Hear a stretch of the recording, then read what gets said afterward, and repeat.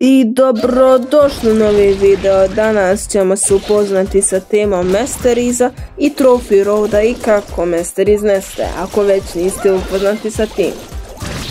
Tim Brawl Stars odlučio da ukine Masteriz jer misle da igračima ne privlače pažnju. Nagrade koje su se dobijale sa Masteriza do Silvera 3 preneće u novi sistem Trophy Roada koji izgleda ovako. Detaljnije o njemu ćemo pričati u drugom dijelu videa.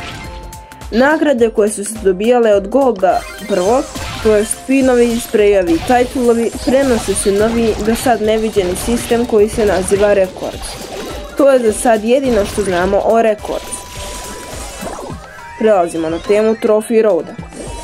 Trophy Road dobija potpuni revamp. Prije svega ću obradovati starije igrače u koje ja spadam i vraćaju Trophy Road brawlere. Donekle. Na osnovu slike koje smo gledali vidimo da se na Trophy Roadu mogu dobiti rare i super rare brawlere. Tačno šta će sa njima uraditi i dalje ne znamo, saznajemo u sljedećem Brawl Talku. Još jednu grupu igrača ću obradovati do nekog nivoa jer dodavaju Star Park lore u Trophy Road. Sada na Trophy Roadu bit će 15 različitih nivoa koji se u loru zovu pod nazivom Trio. Nazvano je po tome što se nalaze 3 brawlera u grupi, na primjer Retropolis Trio ima 3 brawlera u njemu, Crowa, Bulla i Bibi. Nadam se da ste razumjeli se moj primjer. Kao što sam već rekao, dodavaju se dodatne nagrade Masteriza na Trophy Road do Silvera 3 kao što možete vidjeti u razlikama sadašnjih nagrada Trophy Roada i u sljedećem updateu što je prikazano na ekranu.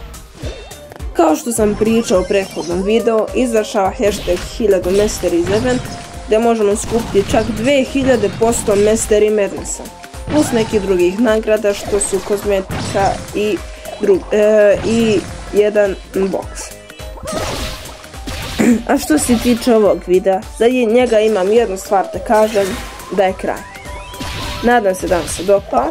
Kao i uvijek, ako mislite da je dobar video i da vam se uopšte ne sviđa moj kanal, ostavite like, subscribe, pa možda čak i zvonite pored subscribe dugmeta koje vas obaveštava svaki put kad izbacim novi video da ga možete pogledati. I to je to što imam reći, vidimo se u sljedećem videu. Ćao!